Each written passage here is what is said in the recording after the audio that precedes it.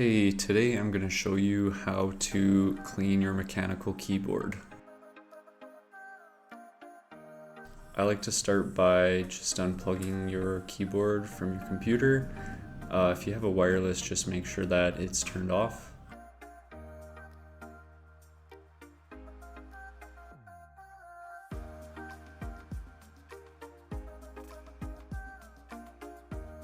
Alright, now that we're done that step, we're just going to start gathering everything we need for the clean. This is a key puller. You pretty much need this. It makes your life a lot easier. Next is just a brush. Any brush will work, honestly. Just make sure that it's not too hard because you can potentially damage the keys, and also just make sure that it can fit in between the keys. Duster, you can also use this, but it's kind of the same as the brush. I just decided to use one because I have a long-haired cat who likes to get hair on everything. I'm actually showing you this because I do not recommend using one of these. This is a vacuum blower combo. They can generate a lot of static electricity, which can actually damage your keyboard. Tweezers, these are really useful for getting anything that's kind of stuck and lodged underneath the keys. Rubbing alcohol, this is going to be your go-to cleaner. It evaporates really fast and it just is really good at cleaning anything off. And Q-tips, these are the best. They can fit in pretty much anywhere on the keyboard. I'd also recommend just having a bowl with you because we're going to be cleaning all the caps in the next step, so this will make it really easy. Okay, so now we're just going to go in and start pulling keys.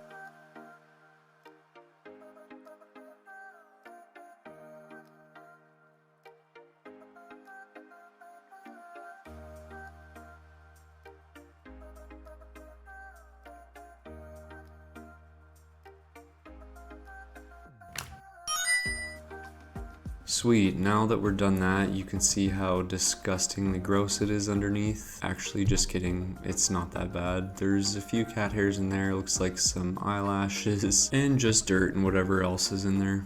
And now we're just gonna clean the caps, so I'm just going in here with a little bit of Dawn dish soap, as you can see.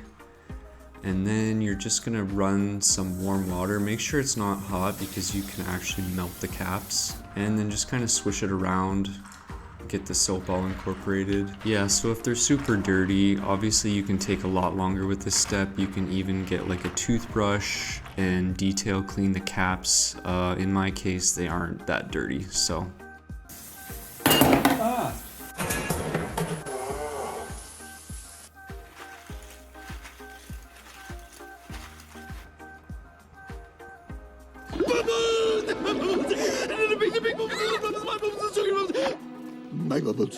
There we go, our keycaps are all clean, so I'm just going to dump them out here and put them all face up. The reason you want to do that is so all the water will drain out. You don't want any water dripping onto the motherboard underneath. You don't want your keyboard to fry. Now we can start cleaning the keyboard. This is really efficient because the keycaps take quite a while to dry. So we just use the tweezers to pull out a big clump of hair as you've seen, and next we're just going to go in with the brush and start brushing. With the brush, all we're really trying to do is just get all the loose stuff off the keyboard. Once we have all the loose stuff off the keyboard, we can go in with the Q-tips next.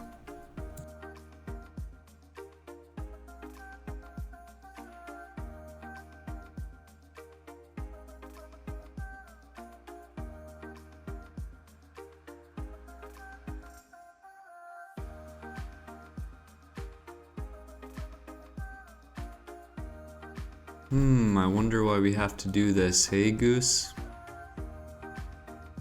Alright, so last part of the actual cleaning process. You're just going to get your Q-tips, put a little bit of rubbing alcohol on there, and just start scrubbing. You'll find that this lifts anything relatively easy, so you don't need a lot of pressure. Also, you don't really want to use a lot of alcohol because any moisture can just damage any components. So be careful with that.